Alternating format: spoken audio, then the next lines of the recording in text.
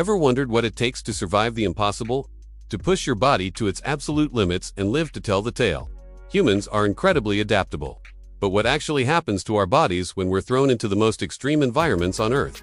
Today, we're diving deep into the science of survival, exploring the freezing cold, the crushing depths of the ocean, and the thin air of the world's highest peaks. This isn't just about willpower. It's about the fascinating, and sometimes terrifying, biology that kicks in when our lives are on the line. Let's start with the biting cold. Imagine you're lost in a blizzard, the temperature plummeting far below freezing. Your body's first response is to shiver. This isn't just a sign that you're cold. It's an involuntary, rapid muscle contraction designed to generate heat. Your body is fighting back. At the same time, it initiates something called vasoconstriction. The blood vessels in your extremities, your fingers, toes, nose, and ears start to narrow. This is a triage mechanism. Your body is sacrificing the limbs to protect the vital organs in your core, keeping your heart, lungs, and brain warm and functioning. But if you can't find shelter, this survival tactic can turn against you. As your core temperature continues to drop, you enter the stages of hypothermia. First, you'll shiver violently. Then, as you slip into moderate hypothermia, something strange happens. The shivering might stop. Your brain, starved of warmth and oxygen, becomes confused. This is when you hear stories of people in freezing conditions, paradoxically, taking off their clothes. They feel a sudden, false sensation of warmth as the constricted blood vessels finally fail, and warm blood rushes to the skin. It's a final fatal signal that the body's systems are shutting down. A classic case of survival against the cold is that of Anna Bagnholm. In 1999, she was skiing in Norway when she fell into a frozen stream.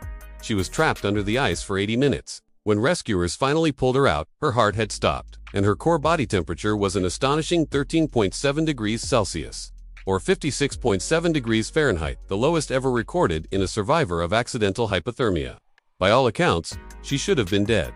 But the extreme cold that stopped her heart also preserved her brain, dramatically slowing down its metabolic rate and need for oxygen. Doctors worked for hours to slowly rewarm her blood outside her body before circulating it back in. It was a medical miracle, demonstrating the fine line between the cold that kills and the cold that paradoxically preserves.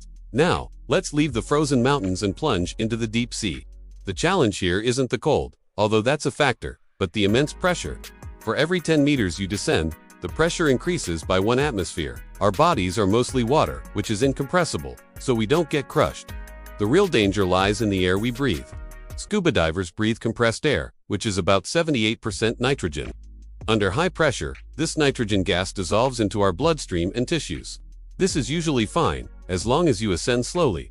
But what if a diver panics and shoots for the surface? As the pressure decreases rapidly, the dissolved nitrogen comes out of solution and forms bubbles inside the body, just like opening a shaken bottle of soda. This is decompression sickness, famously known as the bends. These nitrogen bubbles can form anywhere in your joints, causing excruciating pain, in your spinal cord, leading to paralysis, or in your brain, causing a stroke or death. The symptoms can be delayed, sometimes appearing hours after a dive. The only effective treatment is to get the diver into a recompression chamber, which simulates going back down to depth and then allows for a very slow, controlled descent, giving the nitrogen time to safely leave the body. A harrowing example of this is the story of Chris and Chrissy Rouse, a father-son diving team who set out to explore a German U-boat off the coast of New Jersey in 1992. They were experienced divers, but the deep, treacherous wreck pushed them to their limits. They likely faced nitrogen narcosis at depth, the disorienting, intoxicating effect of nitrogen under pressure leading to poor decisions. During their ascent, they ran into trouble. Both surfaced in distress and died shortly after, tragic victims of the unforgiving physics of the deep. Their story serves as a stark reminder of the dangers lurking beneath the waves and the critical importance of respecting the laws of pressure. Finally, let's ascend to the roof of the world. High altitude. Places like Mount Everest present a different challenge, a lack of oxygen. At the summit of Everest, the air pressure is about a third of what it is at sea level. This means that with every breath, you're only getting about a third of the oxygen molecules. Your body's immediate response is to breathe faster and deeper, and your heart rate increases to pump the limited oxygen around your body more quickly. This is called hypoxia. If you ascend too quickly, without giving your body time to acclimatize, you risk developing acute mountain sickness. The symptoms start like a bad hangover, headache, nausea, and fatigue. This is your brain's way of telling you it's not getting enough oxygen. If you ignore the warning signs and keep going higher, it can progress to life-threatening conditions. High-altitude, cerebral edema, or HACE, is when your brain begins to swell, leading to confusion, loss of coordination, and eventually coma. High-altitude pulmonary edema, or HAPE, is when fluid leaks into your lungs, essentially causing you to drown in your own body fluids. The only cure for HACE and HAPE is immediate descent. The tale of Beck-Weathers from the 1996 Everest disaster is a legendary story of high-altitude survival. Caught in a blizzard near the summit, he fell into a hypothermic coma and was left for dead twice by his fellow climbers. The severe hypoxia and cold should have killed him. Yet miraculously, after nearly a full day exposed on the mountain in sub-zero temperatures, he woke up. He described a powerful vision of his family that gave him the will to stand and stumble back to camp.